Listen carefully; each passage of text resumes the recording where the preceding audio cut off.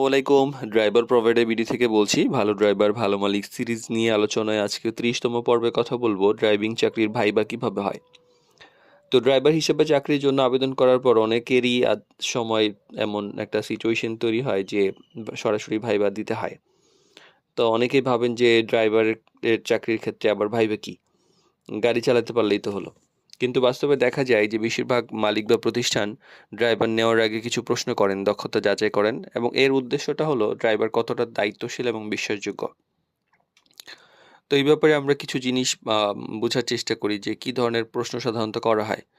প্রথমত যে পরিচয় এবং ব্যক্তিগত তথ্য যাচাই, যে আপনার নাম কি, আপনি কোথায় থাকেন, আপনি আগে কোথায় জব করেছেন, কতদিন ড্রাইভিং করেছেন, এই প্রশ্নগুলো করা হয় আপনি সিভিতে যেসব তথ্য দিয়েছেন এবং আপনি যে আছেন এই তথ্যগুলো বাস্তবতা মিলানোর জন্য।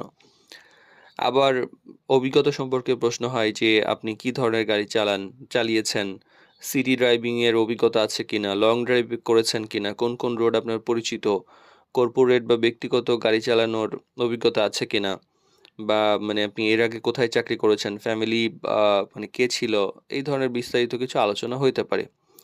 এই প্রশ্নগুলো থেকে বোঝা যায় যে আপনি যদি ঠিকভাবে উত্তর দিতে পারেন যে আপনি কতটা কাজে অভিজ্ঞ। এরপরে লাইসেন্সের ব্যাপারে কিছু প্রশ্ন হতে পারে। প্রশ্ন আমি যা বলছি তাই হবে এরকমই না, এরকম ধরনের প্রশ্ন হয় আসলে। তো লাইসেন্সের ব্যাপারে যে ড্রাইভিং লাইসেন্সটা আছে কিনা, লাইসেন্সের মেয়াদ ঠিক আছে কিনা, প্রয়োজনীয় কাগজপত্র যেগুলো আছে সেগুলো যখন আপনি সঙ্গে নিয়ে যাচ্ছেন সেগুলো একটু চেক করার ব্যাপার তৈরি হয়।